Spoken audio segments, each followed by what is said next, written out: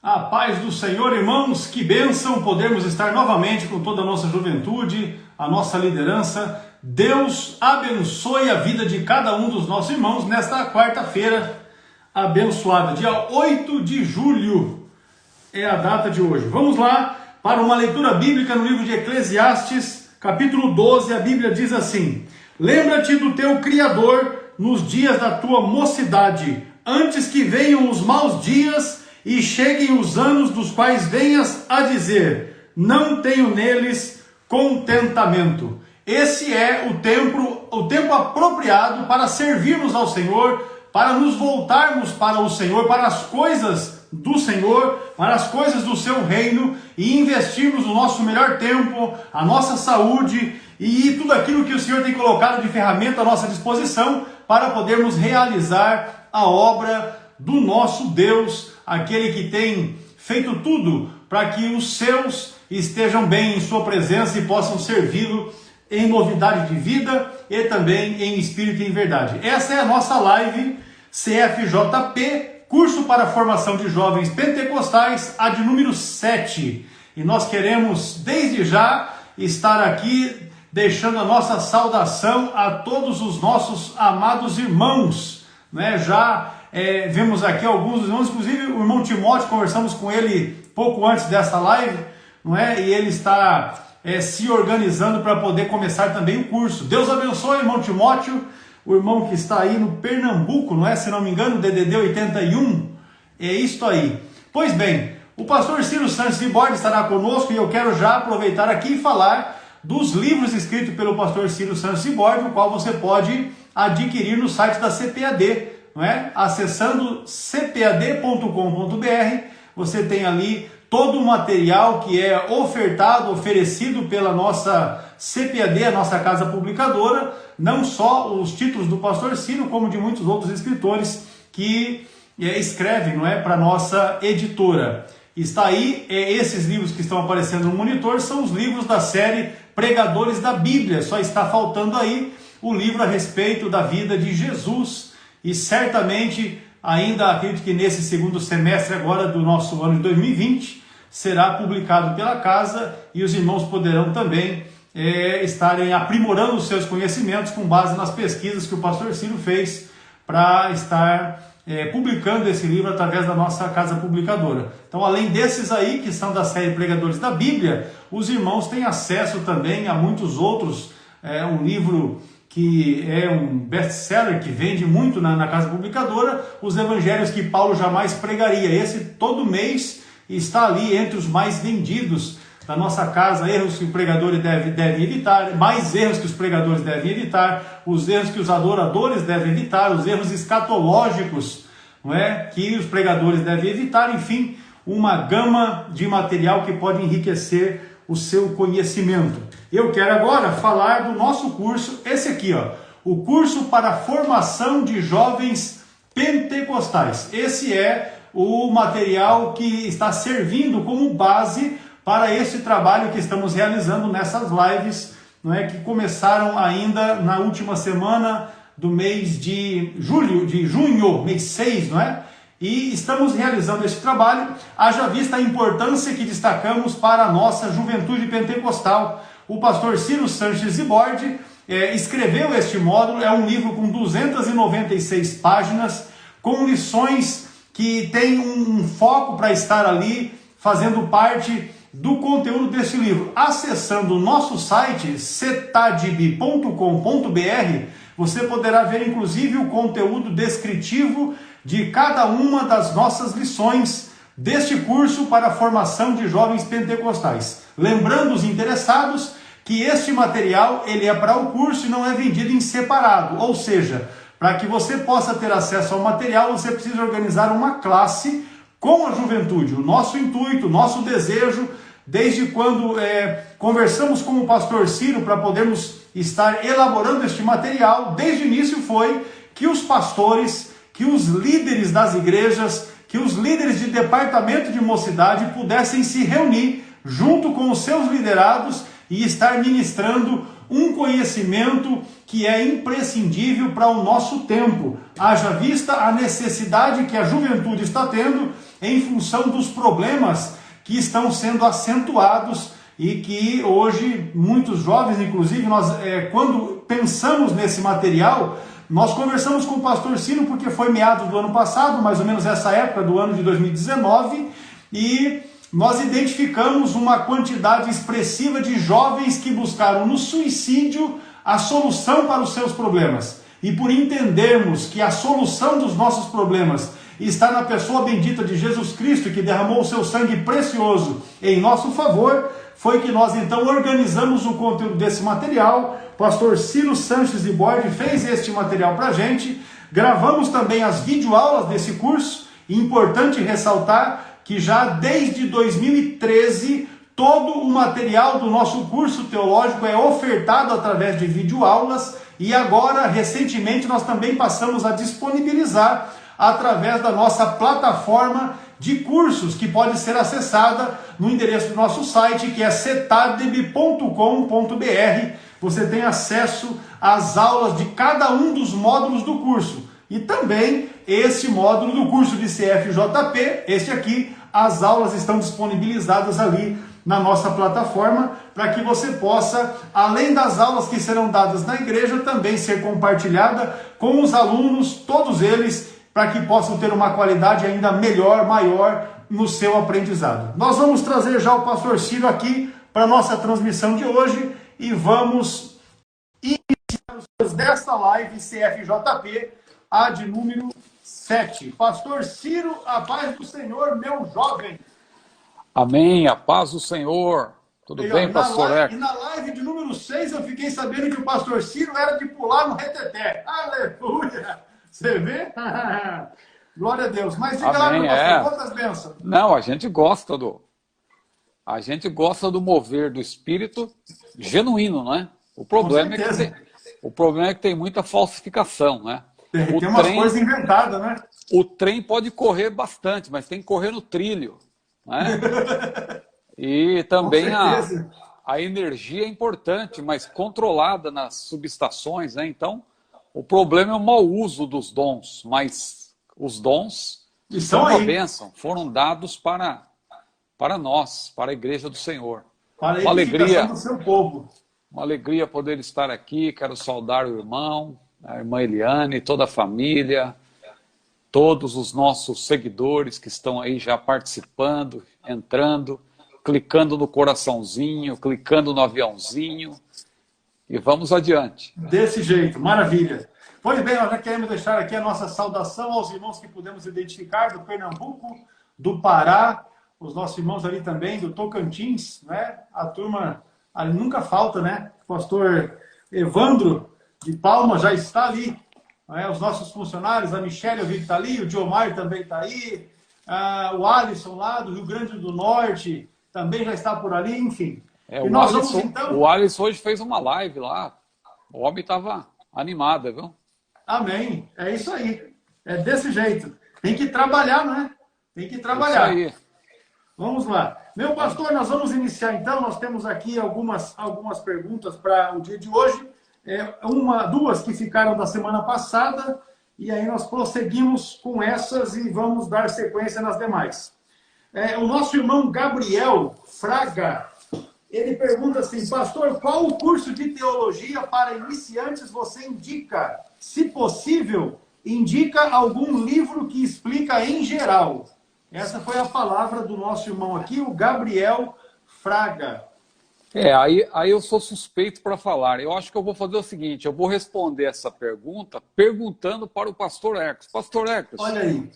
Qual é o melhor curso, o curso que o irmão indica para os jovens e tal, um livro? Aí, como diria um amigo meu, essa é mamão com açúcar. Fica fácil para responder. Hoje nós temos, através do CETADB, e aí eu vou puxar toda a brasa para debaixo do meu peixe, né, para o meu assado. Nós temos hoje, através do CETADB, uma gama de material didático com qualidade, né, qualidade gráfica, qualidade no acabamento, mas especialmente com conteúdo teológico. Né? O material que nós distribuímos através dos cursos básico, médio e avançado. E aqui eu deixei separado o material do curso básico, são 17 módulos como esse aqui. O material do curso médio são 10 módulos como esse. E o material do curso avançado está aqui, são 12 módulos. O curso básico são os livros marrons, o médio são os verdes e os azuis são o avançado. Então, o conteúdo teológico que está no nosso material didático é um conteúdo teológico que vai dar para o nosso aluno uma substância muito grande, vai dar estabilidade, vai dar um embasamento bíblico, teológico de qualidade. Ainda, ao concluir todo o curso básico, médio e avançado, os nossos alunos ficam com uma coleção que são 39 módulos. Aqui eu deixei separado, um de cada um. São 39 módulos do curso básico, médio e avançado, material para fonte de pesquisa, onde certamente o aluno vai poder, inclusive, rever os conteúdos quando tiver alguma dúvida. Então, está aí no nosso monitor o nosso site, cetadb.com.br, que qualquer irmão, qualquer pode acessar. Ali você vai clicar em cima da figura, da imagem do livro que vai estar sendo apresentado e você terá condições, inclusive, de saber quais são os tópicos que estão sendo abordados em cada uma das missões do nosso curso teológico. Não tem nada oculto, não tem nada escondido. Os nossos alunos têm condições de saber exatamente o que vão estar estudando e saber que vão estar fazendo um curso de qualidade, com um embasamento bíblico e teológico de qualidade, material escrito, uma boa parte pelo pastor Ciro Zibordi, uma outra parte dos nossos materiais escrito pelo pastor João Antônio de Souza Filho. Aí temos também disciplina escrita pelo pastor Márcio Clauber Maia, também disciplina escrita pelo pastor Vicente. Enfim, são pastores que trabalham com a Assembleia de Deus, são pastores da Assembleia de Deus, escritores que trabalham com a nossa casa publicadora, e aí fica fácil para você identificar que nós temos qualidade de conteúdo teológico, bíblico, a maneira de expor o conteúdo, o material é autodidático, enfim. E aí, de todos os módulos do nosso curso, os nossos alunos têm acesso às videoaulas através da nossa plataforma. Então, o aprendizado fica ainda mais substancial. Nós temos hoje uma boa parte das disciplinas, de cabeça agora eu não vou ter essa resposta, mas são matérias que o próprio pastor Ciro gravou para nós, além das que ele também escreveu. Tem matérias que ele não escreveu, mas ele que ministrou as aulas.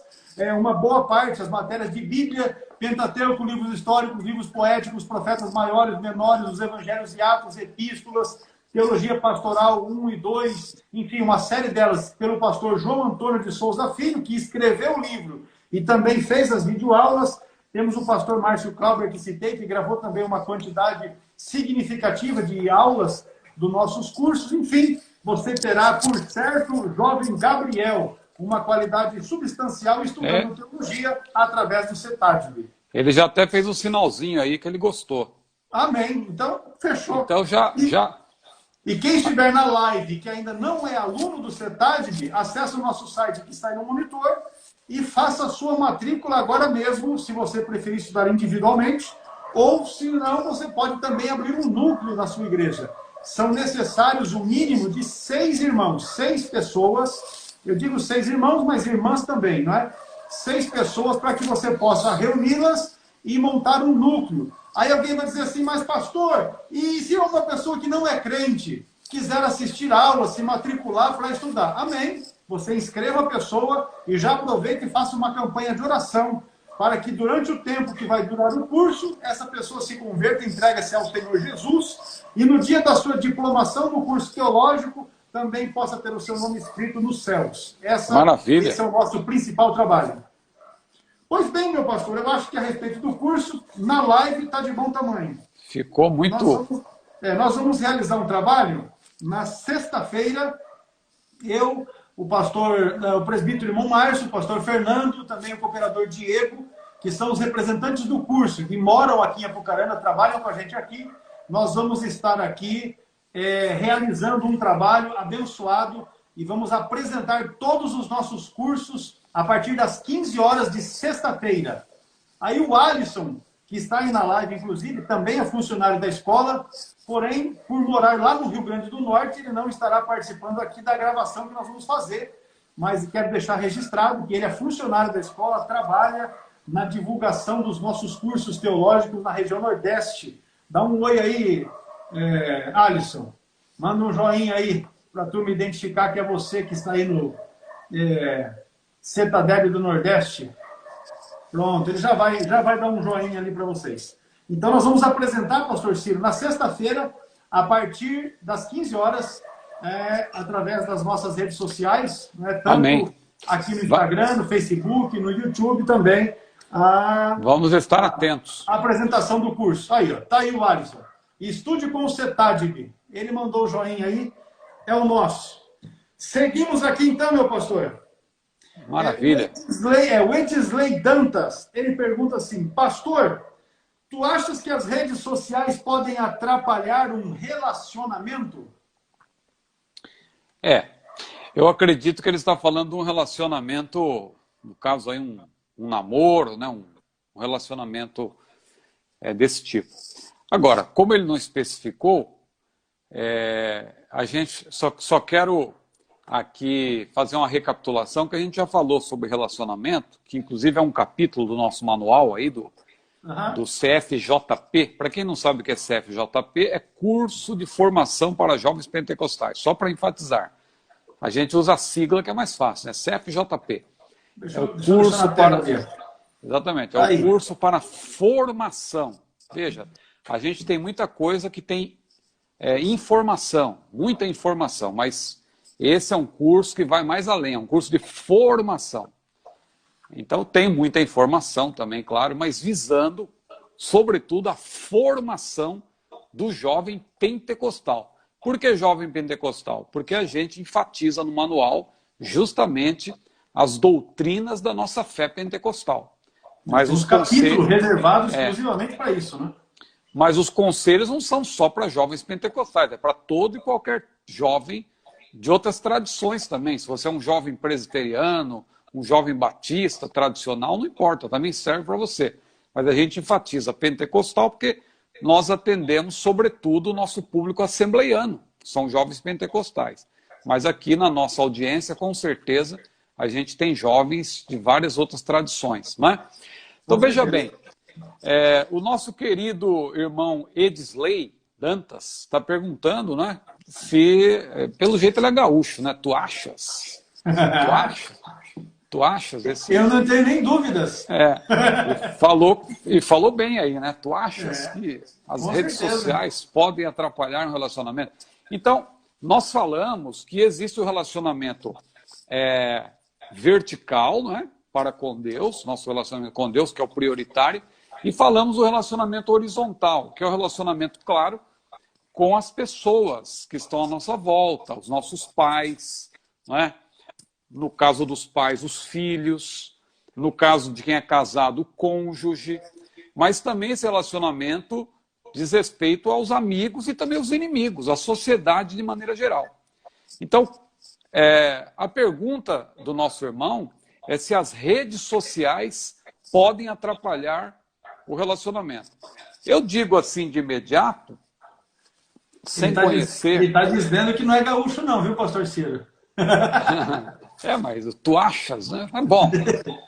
Mas ele gosta de falar corretamente, então. Muito bem. Não tenha dúvida. Esse é o português correto. A conjugação é essa. É isso aí, muito bom. Eu acho, um abraço, tu achas, Deus ele acha. Você, meu filho. Deus nós achamos, você, vós casa. achais, eles Seja acham. uma bênção.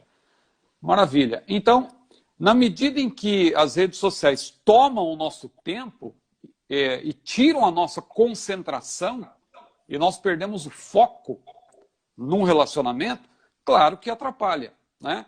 As redes sociais em si não são um mal, tanto não são um mal que nós estamos aqui fazendo essa live utilizando bem esse recurso. Com certeza. Agora, tem um texto que a gente pode ler aqui para responder essa pergunta, pastor Herpes, que é Eclesiastes capítulo 8, versículo 6, que é um texto muito conhecido, todos sabem de cor, mas é bom até ler para que quem desejar possa até marcar na sua Bíblia. Eclesiastes capítulo 8, versículo 6. Amém. Olha lá, Vazonense também fala tu achas, diz a irmã Marta. Maravilha. Eclesiastes 8, 6 diz assim, Marta, porque para todo propósito há tempo e modo, porquanto o mal do homem é grande sobre ele. Muito bem. Então, duas lições gerais que a gente tira desse texto aí, não é? A primeira é que tudo que nós fazemos debaixo do sol debaixo do céu ou debaixo do sol, tem que ter um propósito. A gente não vai fazer as coisas sem propósito, tem que haver um propósito. E no nosso caso, que somos cristãos, servos de Deus, conhecemos a palavra, um bom propósito. Lá em 1 Coríntios capítulo 10, versículo 31, por exemplo, a Bíblia diz: quer comais, quer bebais, ou façais qualquer outra coisa, fazei tudo para a glória de Deus. Então esse é o propósito principal que nos dirige, que a nossa vida está baseada nisso.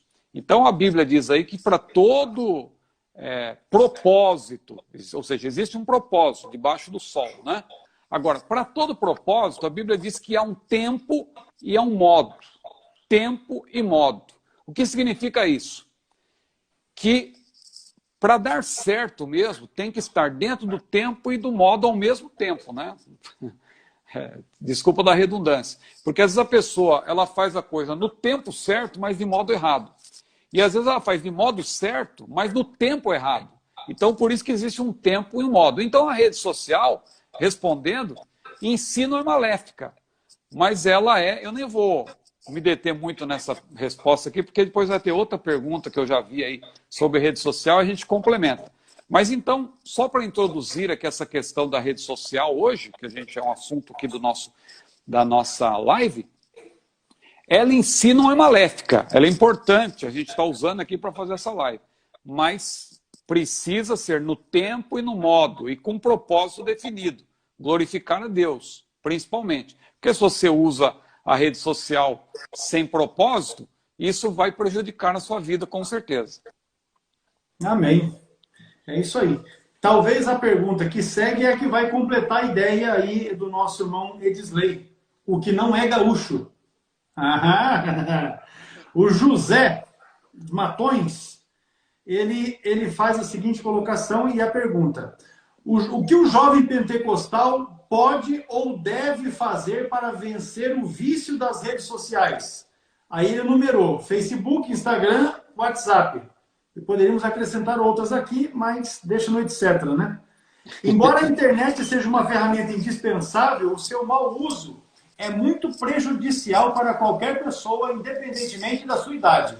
Como resolver esta problemática? Então, muito bem. A pergunta dele já lança mais luz ainda para a gente continuar falando sobre esse assunto que é realmente importante, né? E aí ele já fala de vício.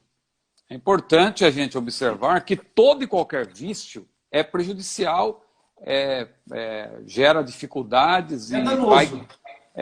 exatamente, vai trazer prejuízo realmente para a vida da pessoa. Qualquer vício. E a Bíblia fala do vício, claro. Você não vai encontrar na Bíblia um versículo assim, como muitos pensam: os viciados não herdarão o reino de Deus. Esse versículo não tem. Mas você vai encontrar lá em Jó 11, versículo 11, não vamos ler até para ganhar tempo, mas vou citar, para quem quiser anotar e estudar depois, ler depois. Jó capítulo 11, versículo 11 diz: Deus vê o vício, Deus vê. E aí vem a pergunta: e não o terá em consideração? Ou seja, Deus, claro, essa pergunta é retórica. A resposta já está ali. Claro que Deus vai ter, sim, em consideração isso. É uma pergunta retórica. O texto tem uma abrangência boa, né? Eu achei aqui. Você sabe o que é uma pergunta retórica, né? É quando ela em si já traz a resposta. Né? Então, Deus vê o vício, não terá em consideração. Outro texto que lança a luz, Daniel 6 e 4, que diz ali claramente que em Daniel, ele propôs no seu coração servir a Deus, e diz a Bíblia que nele não se achou nenhum vício. Indo para o Novo Testamento, você não vai encontrar a palavra vício ali, textualmente você não vai encontrar, mas você vai ver o ensinamento sobre isso. A Bíblia fala das obras da carne. Claro que as obras da carne também são vícios, né? As obras da carne são manifestas, quais são prostituição, impureza, lascívia, glutonaria, bebedices. Claro que quando Paulo fala de bebedice, ele está falando do vício na bebida. Então, e outros vícios. Então a Bíblia fala do vício. A Bíblia não fala do vício da internet especificamente, porque não existia internet naquele tempo, mas Paulo falou, e coisas semelhantes a essa, como nós falamos até na live anterior. Agora, sendo bem objetivo agora, porque o nosso querido irmão, ele faz uma pergunta que, aliás, já responde grande parte ele já adianta o que nós vamos responder, porque ele mesmo reconhece que a internet é uma ferramenta indispensável, tal e tal. Então, nós temos que saber usá-la. E aí, eu quero concluir essa resposta dizendo o seguinte: como nós podemos usar a internet, então, com moderação e inteligência, porque Deus nos deu a cabeça, né, o cérebro para nós pensarmos, usarmos os cérebros, né, o cérebro. Então, como usar a internet com moderação, com inteligência, sem viciar-se? Porque todos nós corremos o risco de viciar-se na internet, se nós não tivermos cuidado.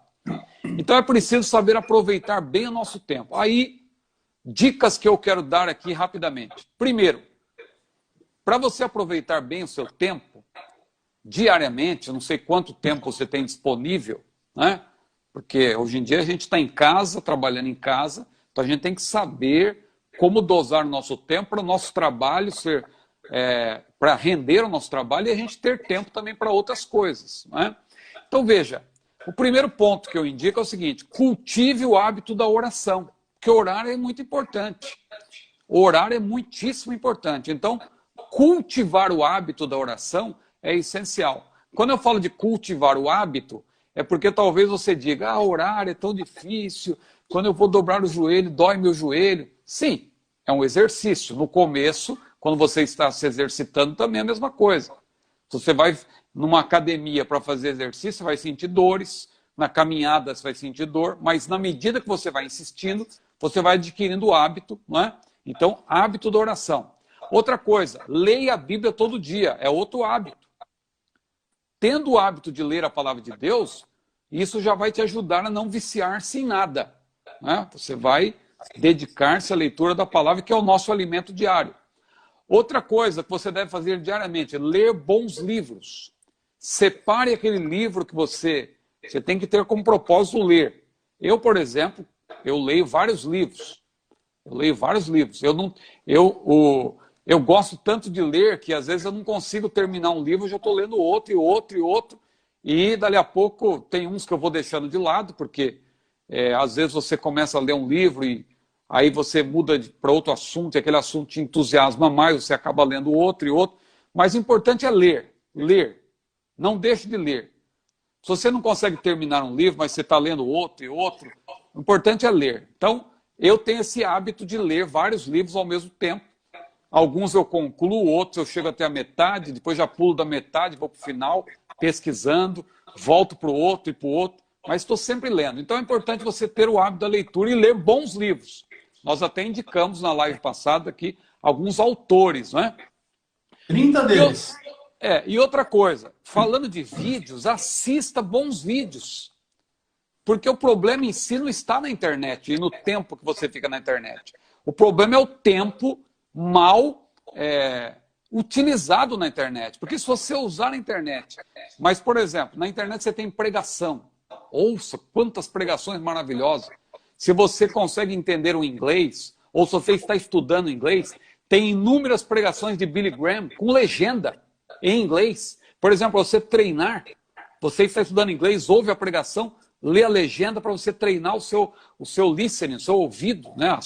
Para você entender outros idiomas também, pregação em francês, pregação em espanhol, pregação em italiano. Que riqueza que é a internet, o YouTube, quanta coisa maravilhosa. Aulas, hoje em dia você tem aulas que você pode fazer, né? Tá aí o CETADB também disponibilizando videoaulas, você pode fazer. Aí os vídeos de entretenimento, pode ver, mas diminua cada vez mais o tempo com vídeos de entretenimento. Não é pecado, não é vedado a nós ter um momento ali de entretenimento.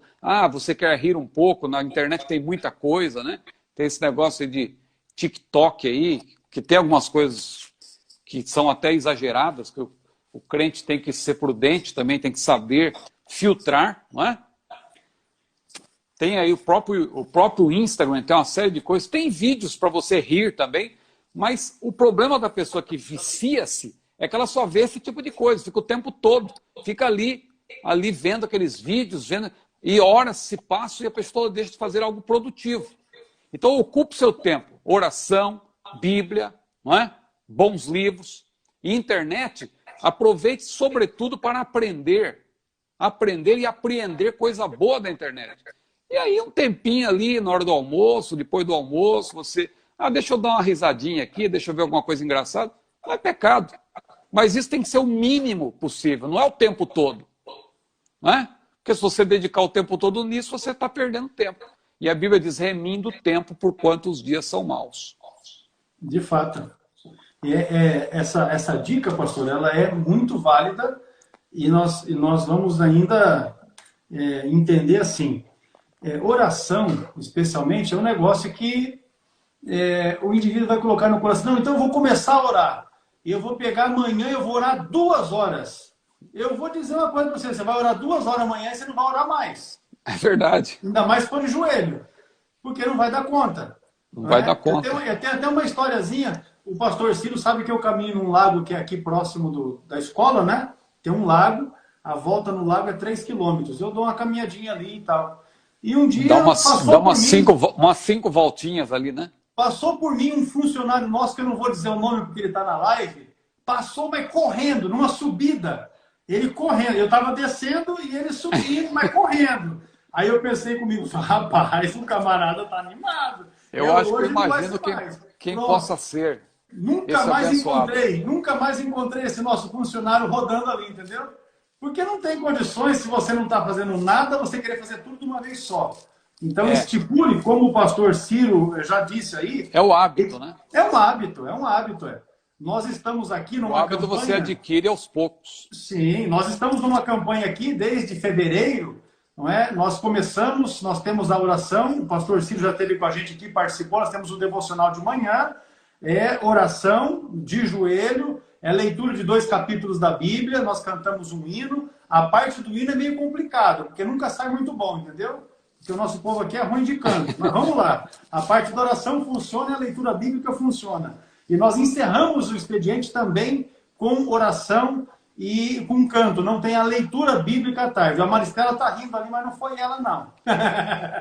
Pois bem, aí nós adotamos mais recentemente... não foi ela, mas ela com certeza conhece quem é. Ela conhece. Aí nós adotamos, então, de fazermos também agora o jejum às terças e quintas. Então é o dia todo de jejum, terça e quinta. E o horário do almoço, a gente fica na escola, lá dentro, onde é o nosso local de trabalho, ali nós ajoelhamos e ficamos o período, que é o intervalo de almoço, de joelhos em oração. E eu tenho observado, ainda ontem comentei com a Eliane, que é minha esposa, vice-diretora, das bênçãos que Deus tem manifestado sobre as nossas vidas, sobre a escola, sobre a administração da escola, sobre os projetos do CETAD. Veja o momento que nós estamos vivendo, e eu tenho observado e posso testificar aqui que a mão de Deus tem feito diferença nas nossas vidas, e eu não tenho dúvida que isso é resultado da oração e do jejum. E o meu conselho para os irmãos, façam isso, não é? Adotem. A irmã Eliane está dizendo aí que a prática do devocional é desde o primeiro dia. Desde o primeiro dia, nós nunca falhamos nesse sentido. Então nós temos como prática esse negócio. Aí você que é um jovem, você que é um irmão que está aqui nos acompanhando e está colocando no seu coração que você vai passar a ter uma vida de oração. Então, como você vai precisar fazer disso um hábito, então você veja qual será o melhor horário e coloque como regra. Não, eu vou ficar ajoelhado, buscando a presença de Deus durante 20 minutos. Não queira ficar 1 hora, porque você não vai dar conta. 20 minutos. Relacione, escreva num papel. Nós começamos a escrever aqui, e hoje eu faço isso no computador, são 8 páginas de sulfite. A relação dos pedidos de oração que nos foram enviados. Então você tem ali a relação dos objetivos pelos quais você vai orar, porque a hora que você receber a bênção, você vai poder testemunhar, olha, isso aqui eu orei e Deus respondeu e Deus atendeu. Então faça isso. A mesma coisa na questão da leitura bíblica. O indivíduo fala, não, eu vou pegar e vou ler a Bíblia. E garra e lê um livro da Bíblia todinho. Gênesis, 50 capítulos da Bíblia todinho. E depois não quer saber mais de leitura. Estipula um critério. Eu vou ler 3 capítulos da Bíblia por dia. Se você ler 4 capítulos da Bíblia por dia durante a semana, 8 capítulos no sábado e 8 no domingo, em 1 ano você lê a Bíblia. Então estipula uma regra e observe essa regra e você vai ver como você será abençoado. E aí, você vai entender que vai sobrar pouco tempo para a bobageira que tem na internet. Pastor Hercules, e a questão aí da leitura bíblica também não é a quantidade que você lê, é a qualidade da sua leitura. Não tenha dúvida. Às vezes vale até mais a pena você ler um livro da Bíblia várias vezes do que você ficar, vou ler. Claro que a gente às vezes tem o propósito de ler a Bíblia durante o ano. Mas eu, muitas vezes, o que eu faço? Eu leio uma epístola várias vezes. Eu lembro uma vez que eu queria aprender o livro de Hebreus, e cada vez a gente lê, a gente vê uma coisa diferente, mas eu li o Hebreus várias vezes. Eu li uma vez, depois voltei, li de novo. Fiquei um tempo em Hebreus. E observe que se você Fiquei mais de um mês em Hebreus só em Hebreus. E se você utilizar os recursos da internet, você consegue ler o livro de Hebreus, por exemplo, em diversas versões diferentes, que certamente de uma versão para outra haverá uma condição de lançar luz, para que você tenha melhor compreensão do texto, e isso vai fazer com que você cresça. E já aconteceu de nós termos aqui o propósito, nós vamos ler o capítulo da Bíblia, mas você se prende a um texto, a um versículo, e naquele versículo você pode desenvolver um estudo. E daquele versículo você partir para outros livros da Bíblia e fazer um estudo que vai trazer uma condição melhor de conhecimento para você, porque você vai ficar, por exemplo, não seria demais nós estipularmos aqui, vamos fazer um estudo sobre oração. Então vamos pesquisar na Bíblia todos os textos bíblicos que estão relacionados com oração. Leia esses textos bíblicos em mais de uma versão diferente para que isso lance luz. E aí você começa a fazer o seu estudo e certamente vai ser uma bênção. Mas o negócio é o seguinte, comece. Já que nós estamos falando a respeito disso, estipule isso como um projeto para a sua vida, um alvo, um objetivo para a sua vida, e já comece esse negócio, não vou dizer hoje, porque já são 10h37, mas comece amanhã, veja o melhor horário, estipula aquele horário que vai ser o seu horário de oração e o seu horário para a leitura bíblica. E faça isso, ainda que seja um tempo mais reduzido, mas faça. Com o tempo, você vai observar que você pode aumentar essa quantia de tempo com Bíblia, com oração, com as coisas do Senhor, e menos tempo perdendo com as coisas da internet, que são futilidades, que muitas vezes não acrescentam nada e se perde muito tempo ali. Então, a dica que o pastor Ciro deu é muito importante, e eu acredito que se os jovens colocarem em prática, vai ser uma bênção. Maravilha. Aleluia! Pastor, agora vem um negócio aí, lá de Apocalipse, capítulo 2 e 3. O Anderson, ele pede que seja feito um comentário a respeito das 7 igrejas e a representação delas com a igreja atual. Amém. Vamos lá. Você que está chegando aí na live, talvez está pensando, qual é o tema? Olha, a gente está respondendo várias perguntas com base no nosso manual para jovens, curso para a formação de jovens pentecostais. E como o manual é muito amplo, a gente mescla. Claro que o nosso público aqui também o nosso público também é heterogêneo, tem pessoas aí que é claro, gostam mais de assuntos doutrinários, tem outras que vão gostar de outros. Então a gente tem uma abordagem aqui diversificada. Agora eclético. Agora chegou o momento de responder uma pergunta mais escatológica, vamos dizer assim, né? A gente já teve aqui uma série de lives escatológicas, mas a gente sempre dá uma pincelada também quando chegam perguntas. Então essa pergunta do nosso querido irmão Anderson é interessante, porque, veja bem, primeiro é necessário fazer uma distinção aí, tá? A gente falou, inclusive, lá no nosso estudo sobre escatologia, que o livro de Apocalipse ele pode ser visto sob 4 visões diferentes, 4 ópticas diferentes, né? Tem aqueles que interpretam, somos nós no caso, interpretamos o Apocalipse de maneira futurista, ou seja, tudo que está em Apocalipse a partir do capítulo 4 é futuro, porque Jesus falou para João, né? Escreve as coisas que tens visto, as que são, as que depois dessas hão de acontecer, e de fato, a partir do capítulo 4 é futuro, com algumas revelações parentéticas que a gente já explicou bem, e isso está lá no YouTube. Se você procurar lá as lives do CETAD oficial no YouTube, você vai encontrar muita coisa lá sobre escatologia. Mas sobre a pergunta do nosso irmão, existe uma maneira de ver o Apocalipse, existe uma maneira futurista, preterista, idealista e tem uma maneira historicista. Aqueles que veem o livro de Apocalipse de maneira historicista acham que tudo ali são modelos para a história. Mas nós que somos futuristas, nós não vemos o Apocalipse dessa maneira, mas nós podemos fazer uma aplicação, veja bem, não é interpretação, não vá confundir interpretação com aplicação. Interpretação é o que realmente o texto significa. E o texto, a rigor, só tem um significado. Ele pode ter, no caso das profecias, um cumprimento por etapas, mas o sentido é um só. Não tem vários sentidos num texto. As pessoas interpretam de maneira correta e incorreta. Não vai dizer que todas as interpretações estão certas, porque aí, então, com a Bíblia você acaba falando o que você quiser. Não é bem assim, a Bíblia é a palavra de Deus. Então, veja bem, falando agora de aplicação, não interpretação, aquelas 7 igrejas da Ásia, elas existiram realmente. Porque alguém, às vezes, diz, não, aquilo ali são representações, tal, aquelas igrejas não existiram de verdade. Elas existiram. Jesus falou para João, escreve as coisas que são, ou seja, as coisas que estavam acontecendo para João. Então ele escreveu aquelas 7 igrejas da província da Ásia, começando com Éfeso. Só que, fazendo uma aplicação, aí você pode fazer, comparando aquelas igrejas, a mensagem que foi dita a elas, aos períodos da igreja ao longo da história. E aí, o que a gente pode aplicar aqui? Por exemplo, Éfeso representaria a era apostólica, no século I. Ou seja, aquela igreja fervorosa, mas que pouco a pouco foi perdendo o primeiro amor. Lembra que Jesus falou? Tenho contra ti que deixasse a tua primeira caridade, teu primeiro amor. Aquela igreja tinha várias qualidades. Então, aquela igreja, ela existiu realmente, mas ela também representa a igreja do primeiro século.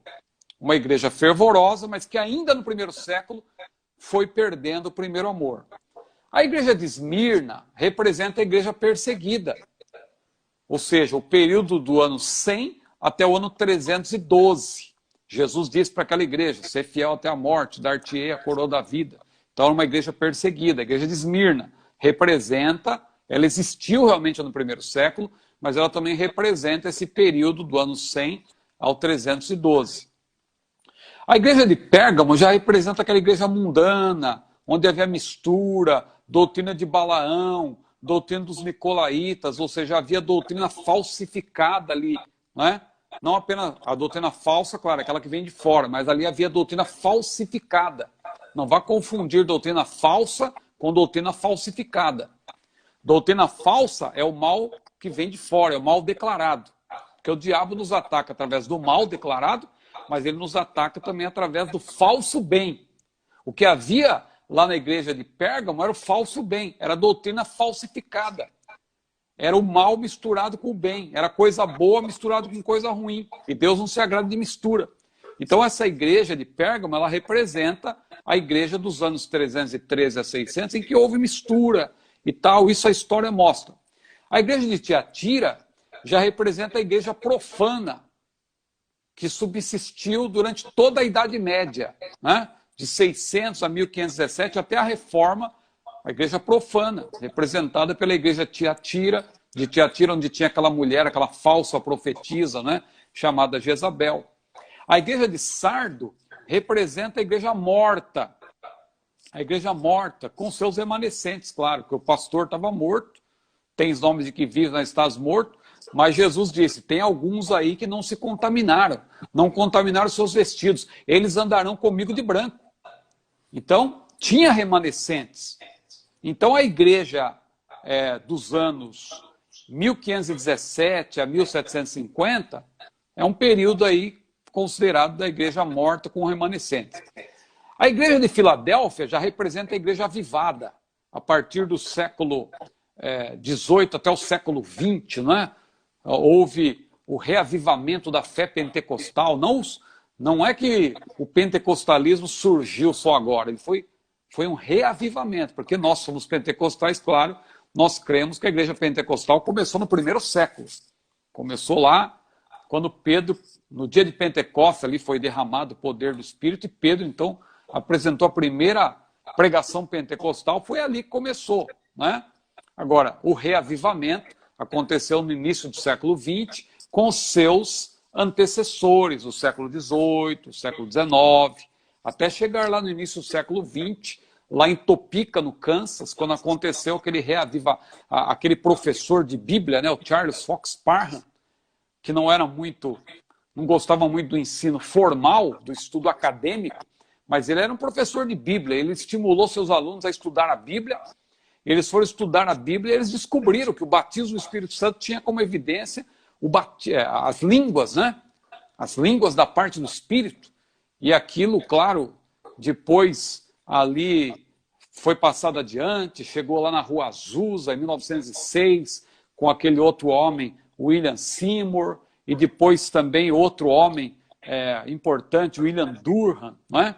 Que teve contato com quem, né? Daniel Berg, Gunnar Ving, tiveram contato e vieram para o Brasil e trouxeram a fé pentecostal que eles aprenderam com esses homens de Deus para cá. E graças a Deus nós estamos aqui hoje glorificando a Deus. Mas, então, veja, acabei aqui abrindo um parênteses, eu estava falando da igreja de Filadélfia, que representa esse período da igreja avivada e missionária. E hoje, a igreja de hoje, segundo alguns, claro, é uma aplicação, nós estamos no período de Laodiceia, né? A igreja de hoje, uma igreja complicada, com muito problema, a igreja para a qual... Mas veja, uma igreja complicada, mas Jesus ali estava querendo socorrer. Jesus estava do lado de fora, batendo, né? Dizendo, eis que eu estou à porta e bato, se alguém ouvir a minha voz, abrir a porta, entrarei em sua casa, com ele cearei, e ele comigo. Veja que a gente usa essa ênfase para o pecador, mas ali era no caso de uma igreja. Jesus estava do lado de fora da igreja batendo, porque o pastor se achava muito importante, e Jesus disse para ele, como dizes, rico sou, estou enriquecido, de nada tenho falta, e não sabes que és um desgraçado, e miserável, e pobre, cego, nu, aconselho-te que de mim com tesouro provado no fogo para que te enriqueça, e vestidos brancos para que te vistas, para que não apareça a vergonha da tua nudez, e que unjas os teus olhos como colírio para que vejas. Eis que eu estou à porta e bato, se alguém ouvir a minha voz e abrir a porta, eu entrarei em sua casa e com ele cearei, e ele comigo. Foi a palavra de Jesus para aquela igreja. Claro, Deus tem os seus, Deus tem a sua reserva, Deus tem o remanescente. Elias não estava sozinho. Quando ele pensava que estava sozinho, o Senhor disse, olha Elias, tem 7.000 que não se dobraram diante de Baal. Mas de modo geral, a gente está vivendo sim um período difícil. Por isso que muitos estudiosos fazem essa aplicação de que esse é o período de Laodiceia. Então, eu quis aí só fazer essa explicação, mas deixando claro que isso é apenas uma aplicação, não é uma interpretação. A interpretação é de que aquelas 7 igrejas da Ásia realmente existiram. E fazendo porque nós não somos historicistas, né? Os historicistas que pegam aquelas igrejas como representação apenas. Nós não. Nós, como futuristas, nós cremos que aquela parte ali diz respeito ao passado, né? Porque até o capítulo 4, até o fim do capítulo 3 ainda, ali é o passado do ponto de vista... Quer dizer, para João era presente, né? O primeiro capítulo, ele fala do que ele tinha visto. Os capítulos 2 e 3, as coisas que eram para ele, as coisas que são, no caso. Jesus descreve as coisas que são. E a partir do capítulo 4, futuro. Então, aquelas igrejas existiram, mas elas também representam, ou podem representar, fazendo-se uma aplicação. Mais uma vez eu repito, não confunda aplicação com interpretação. Uma aplicação aos períodos aí, aos diversos períodos da história da igreja. Maravilha! Está feita a aplicação, então, aí segundo o pedido do nosso irmão Anderson Mascarenha. Pois bem, o Jeff Carlos, ele pede para que a gente dê faça um comentário a respeito da soteriologia, que é a doutrina da salvação, segundo a perspectiva assembleiana. Soteriologia, a matéria que estuda a respeito da salvação. Salvação. A nossa doutrina, ela é sobretudo bíblica, né? Claro, a gente vai sempre enfatizar isso aqui. Agora, a nossa tradição, os nossos precursores, né? A nossa tradição, ela é arminiana e também wesleyana. Wesleyana, ou seja, os nossos antecessores aí, né, que nos influenciaram, mas a nossa doutrina é sobretudo bíblica. Então, é bom dizer que se a nossa tradição é wesleyana e também arminiana, ela não é, naturalmente, calvinista, né? No que tange à soteriologia, é bom a gente enfatizar bem isso, que nós não temos nada que ver com o calvinismo. Respeitamos os nossos irmãos calvinistas, temos comunhão com eles, mas no que tange às doutrinas da salvação, falando no plural, porque são pelo menos 20 doutrinas que há na Bíblia, né? A gente fala da doutrina da salvação, ou do estudo da salvação no singular, né? No caso da soteriologia, mas na verdade são 20 doutrinas ao todo. Doutrina da graça, doutrina da expiação, da justificação e tal, e assim por diante. São 20 ao todo, e nós estudamos isso, inclusive, no nosso módulo aí, no curso básico, né? Teologia Sistemática 3. Teologia Sistemática 3, ali a gente explica essas 20 doutrinas. Agora, é importante distinguir bem a nossa posição pentecostal no que tange a soteriologia, da soteriologia chamada reformada ou calvinista. Eu digo chamada reformada porque, a rigor, nós também somos herdeiros da reforma. Então, só que é comum dizer que os reformados são os calvinistas. Então, por isso que a gente não utiliza esse termo. Mas, a rigor, nós também somos herdeiros da reforma, não é? Mas qual a diferença entre nós que somos pentecostais, tivemos como herança o que Wesley expôs, Armínio expôs, e sobretudo o que está na Bíblia, segundo nós cremos, dos nossos irmãos calvinistas, que também acham que eles estão de acordo com a Bíblia, claro, é bom que se diga isso, mas são 5 pontos que nos distinguem, né? Nós somos diferentes dos calvinistas em 5 pontos. Eles têm 5 pontos e nós também temos 5 pontos. Quais são os 5 pontos deles? Que eles utilizam até um acróstico, um acrônimo em inglês, TULIP, ou em português seria tulipa. Mas a gente não fala tulipa em português porque não daria certo as 5 letras. Então é TULIP. Escreve-se tulip, não é? TULIP. Essas 5 letras formam um acróstico. Você sabe o que é um acróstico? Eu estou explicando bem, estou dando uma explicação detalhada, porque a nossa audiência, como eu falei, é diversa, né? Então, temos jovens aqui que estão querendo aprender, tem outras pessoas que já sabem, mas é bom explicar para todos entenderem. Mas eu estou de olho no tempo aqui, viu, pastor Alex? Vamos lá. Então, veja. Se acabar o tempo e não for possível de concluir o assunto, a gente volta e conclui o assunto na próxima live, sem dificuldade. Mas eu acho que porque eu vou falar aqui, talvez eu consiga fechar. Então, olha só, tem aí, acho que uns 5 minutos aí eu consigo.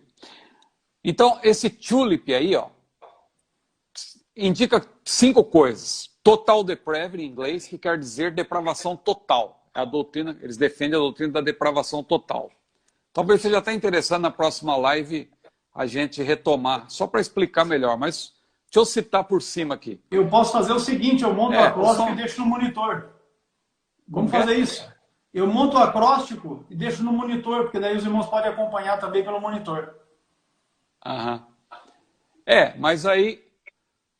Bom, agora faltam 5 minutos. Talvez seja interessante deixar essa pergunta para a próxima, então. Então vamos lá. Vamos responder uma do pastor Evandro, que está aqui. Essa é interessante.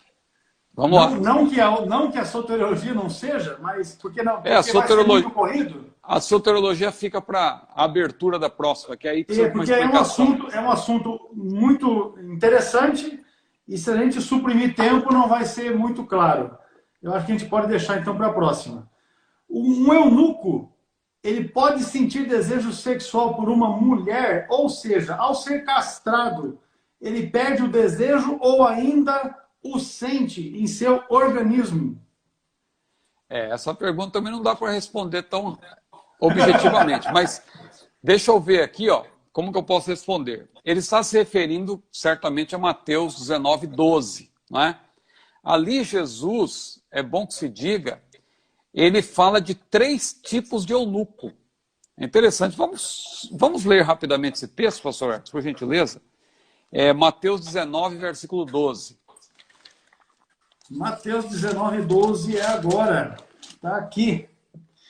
Porque há eunucos que assim nasceram do ventre da mãe, e há eunucos que foram castrados pelos homens, e há eunucos que se castraram a si mesmos por causa do reino dos céus. Quem pode receber isto, que o receba. Então, eunuco aí, uma palavra claramente relacionada... O pastor Evandro está dizendo, deixa para domingo. Eunuco, uma palavra relacionada com homens. Então, aí, homens que não se relacionam com mulheres. Só que Jesus aí, ele fala que tem 3 tipos de eunucos. Jesus tinha falado sobre casamento e divórcio, e aí ele, só para entender o contexto, ele introduz essa explicação sobre os eunucos. E ele fala de 3 tipos de eunucos. Ele fala do eunuco que são incapacitados, congênitos, ou seja, pessoas, usando uma palavra mais clara dos dias de hoje, homens impotentes. Não é?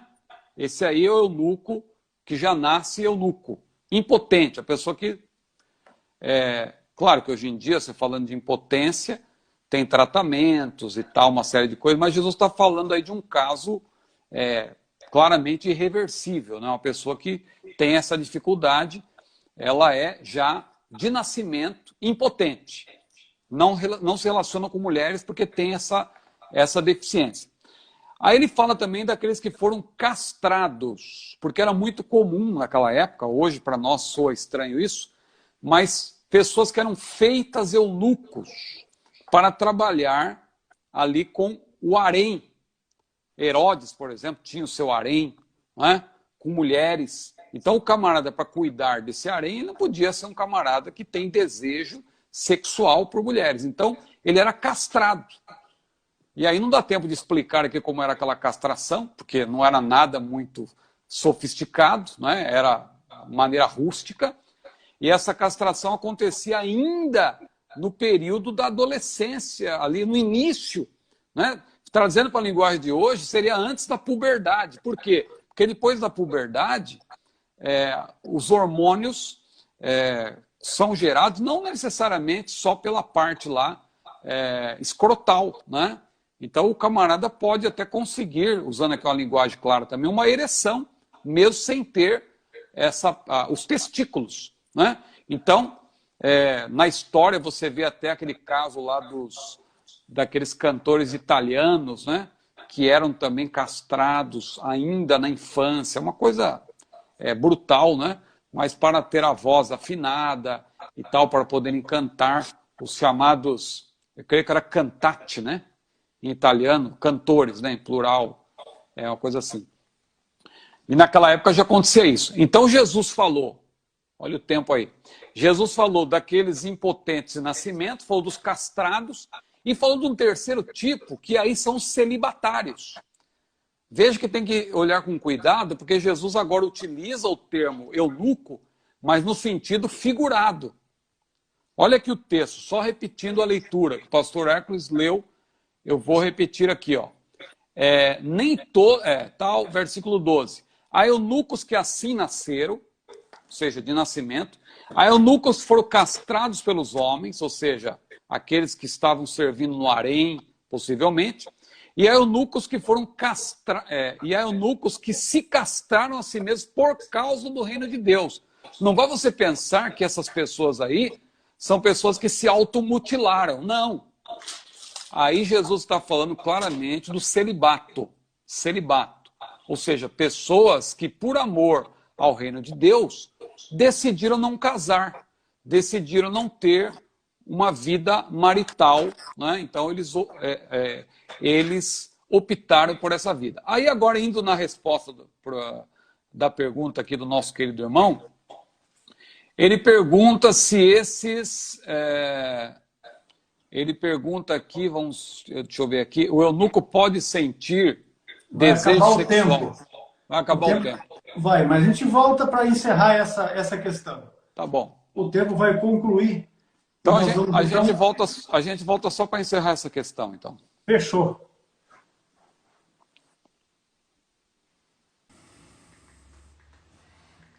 Pois bem, estamos aqui para darmos prosseguimento. O pastor Ciro estava respondendo a pergunta.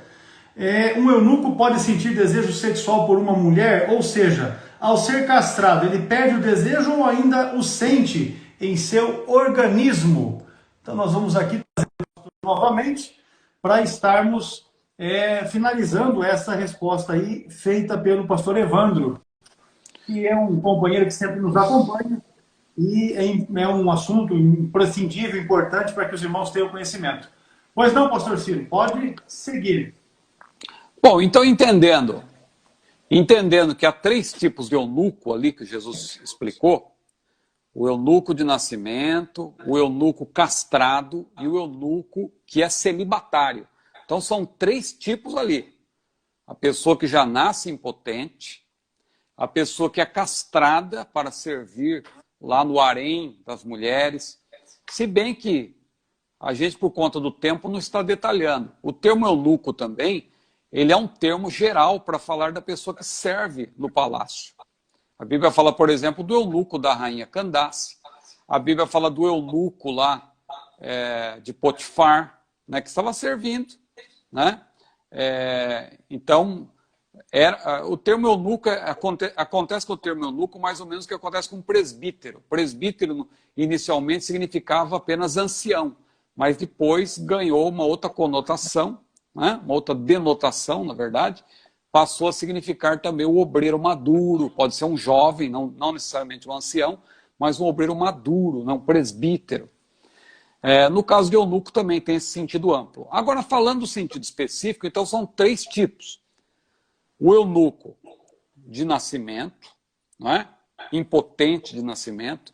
O eunuco castrado, era castrado naquela época para servir lá no harém, não é? Isso aí você vê lá no caso de Herodes, mas também em outros reinos, né? Não há tempo aqui de explicar. Mas eu acho que aqui para nós o que interessa hoje é o celibatário. Porque hoje nós não temos essa questão de pessoas que são castradas para servir lá no palácio.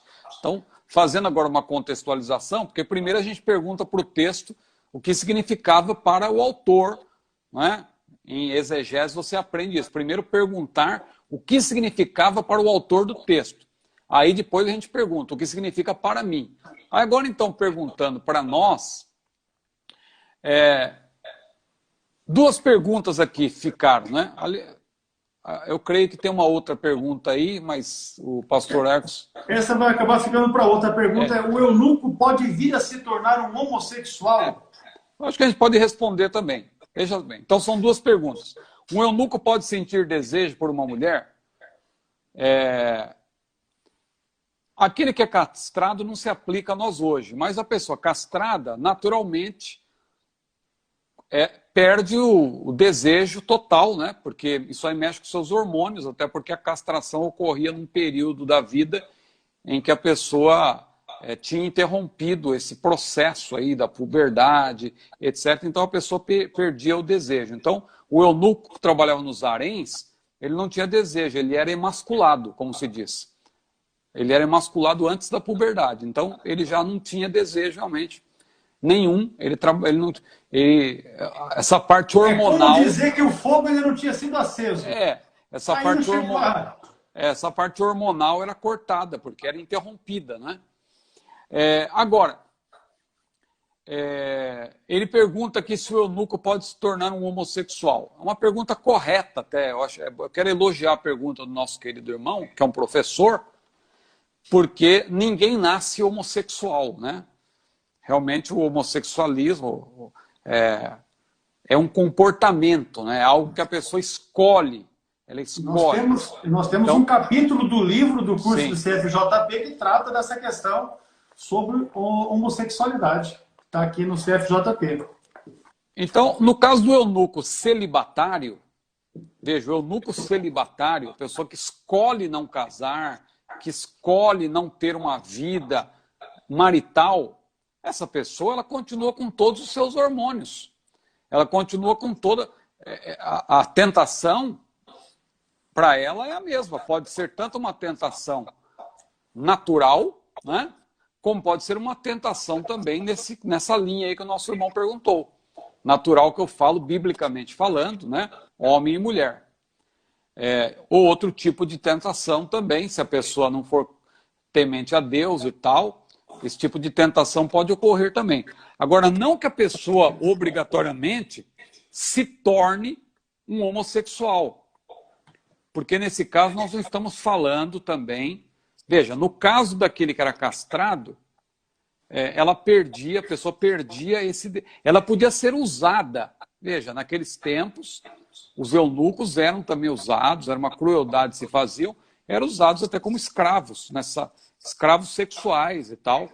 Mas não que o camarada fosse, por natureza, por ter sido castrado, ele já se tornava automaticamente. Não, ele perdia aí o seu desejo, a parte hormonal era atingida também. Agora, no caso do que Jesus falou aqueles que por causa do reino de Deus, aí ele está falando do celibatário, e a Bíblia tem exemplos de celibatários. O próprio João Batista, né? A Bíblia não menciona que João Batista tenha casado, então ele fez uma opção.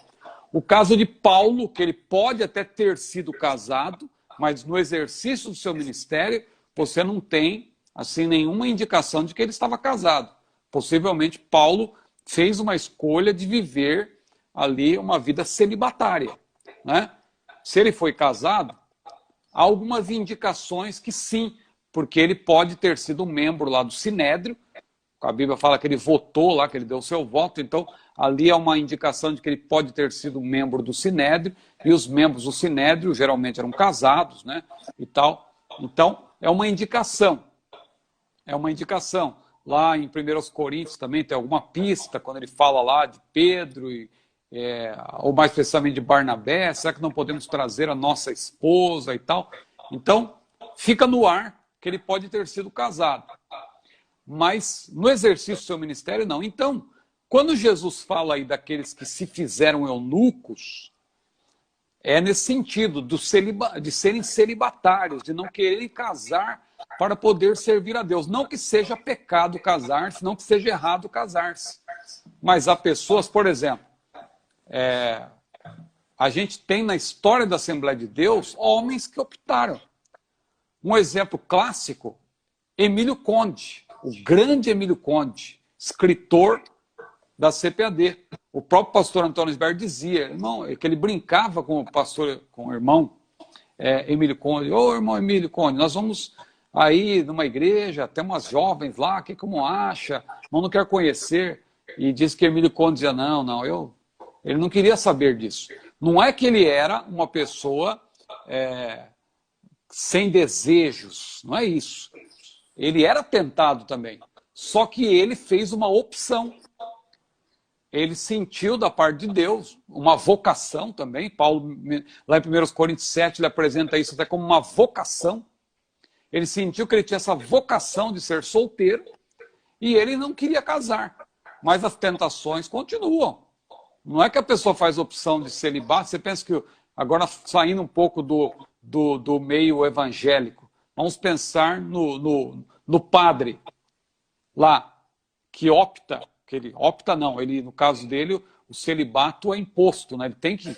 É uma imposição. Ele tem que ser celibatário. Você acha que ele não tem tentação da carne? Claro que tem, né? Ele é tentado o tempo todo também. Prova disso é a quantidade expressiva de crimes que tem aí, que envolvem sacerdotes. Crimes sexuais. A gente nem menciona para não... Mas eu já menciono. Mas isso aí está na mídia. Eu não tinha mencionado para não abordar esse lado negativo, mas o que eu quero dizer é que eles são tentados. Ou seja, então, eu acredito que o pastor Evandro, ele é um professor, a gente está lançando luz aqui, ele está captando tudo, ele está percebendo aí a abrangência da questão dele, Então, veja bem, o eunuco pode sentir desejo sexual? Pode, com certeza. O eunuco aí, no caso, estou falando do celibatário, que é o que se aplica a nós hoje. O que se aplica, o castrado hoje para nós não tem mais sentido, porque era naquele tempo que as pessoas eram castradas para servir no harém. Hoje, para nós, é o celibatário. A pessoa que, para servir a Deus, o reino de Deus, o reino dos céus, ela opta, eu não vou casar, eu vou ter uma vida assim. Mas ela é tentada do mesmo jeito. E, no caso de uma pessoa que vir a desviar-se da verdade, da palavra, pode ter outro tipo de tentação também, como essa que ele menciona na segunda pergunta. Então, acredito que, se o pastor Eric quiser acrescentar alguma coisa, mas acho que de minha parte, eu acho que deu para o nosso querido irmão Evandro tirar alguma conclusão aí. O irmão Evandro e todos aqueles que se beneficiaram aí da pergunta dele, não é? Com certeza, com certeza. Lembrando para os irmãos que se você tiver alguma pergunta, você pode colocar a sua pergunta aqui no comentário. Aqui nós estamos falando da live, mas depois o vídeo vai, a partir de amanhã, o meu genro, o Bruno, que inclusive está na live também, ele disponibiliza o conteúdo da live no nosso canal no YouTube, que é o CETADB Oficial. Lá também nos comentários da nossa conta no YouTube, você também pode deixar lá as suas perguntas, que nós acrescentamos aqui para estar respondendo aos amados sem dificuldade. Ainda assim, eu ainda vou facilitar uma coisa, eu vou deixar aqui para vocês, ó, tem o nosso site e tem aí também o nosso e-mail. Tá aqui, ó, ali, ó, tá ali o e-mail. Você pode também mandar as suas dúvidas, perguntas para o e-mail contato@cetadb.com.br. E aí nós vamos também estar acrescentando a sua pergunta ao rol das que temos aqui para estarmos respondendo nas próximas lives que faremos, ainda relacionada com o tema do curso para a formação de jovens pentecostais, o CFJP, não é? Desejando que Deus abençoe a vida de cada um dos irmãos, nós vamos encerrar essa live de hoje com uma palavra de oração, e eu vou pedir que o pastor Ciro faça essa oração, vamos estar dando a bênção apostólica e vamos buscar a presença de Deus para descansar um pouquinho, porque amanhã tem mais. Amém. Domingo, então, não perco, hein? Domingo às 11 da manhã. 11 horas da manhã. Vamos aqui responder nesse mesmo canal. E o canal, eu vou deixar aqui bem específico, é o nosso novo perfil do Instagram, o oficial CETADB. Não percam e nos ajudem a divulgar para os jovens aí da sua igreja, da sua congregação, os seus liderados, ou se você é um jovem, compartilhe isso com os seus irmãos, jovens também, com o seu líder de departamento, porque será eles, o seu líder de departamento, será o seu pastor, o dirigente da sua igreja, o presidente do seu campo, quem poderá ter a iniciativa da implantação do curso para a formação de jovens pentecostais, onde são necessários o mínimo de seis jovens no mínimo para a implantação da classe, e nós vamos estar aqui dando o nosso melhor atendimento para que o aproveitamento de vocês com o curso seja o maior possível. Nosso intuito é formar uma base para que os nossos jovens tenham toda a condição de estabelecer prioridades para a sua vida, de compreender os assuntos que aqui estão abrangidos, os quais você pode tomar conhecimento acessando o nosso site, cetadb.com.br. Lá, você clicando na miniatura que nós temos do livro ali no site, você tem acesso, inclusive, ao conteúdo, às disciplinas, os assuntos, temas que são abordados. Amém? Pastor Ciro com a oração, e eu vou dar a bênção e nós vamos encerrar em nome de Jesus. Eu quero só fazer um detalhezinho que me veio agora. Vamos lembrar da família do pastor, o nosso pastor Sebastião, do Mato Grosso, presidente da igreja em Cuiabá, presidente da convenção com Mademate, que passou a estar com o Senhor na manhã de hoje, e nós vamos então lembrar de toda a família e também da igreja no Mato Grosso, que carece das orações de todo o povo de Deus. Nossos pêsames a toda a família. Numa mesma semana, né? Partiu para a eternidade o pastor Rubens Ciro, né? Isso. Filho do pastor Sebastião, que era o primeiro vice, não é? Primeiro vice da igreja em Cuiabá e da convenção. E o pastor presidente, pastor Sebastião, que também é o vice-presidente da nossa CGADD, primeiro vice. Então, numa semana aí, uma perda grande aqui na Terra, mas o céu, né, recebeu esses servos do Senhor. E como diz aquele hino da harpa cristã, ver-nos-emos, né? Ver-nos-emos na terra divinal. Nosso Deus e nosso Pai, te louvamos, Senhor, te agradecemos pela oportunidade que temos de estar aqui na tua presença.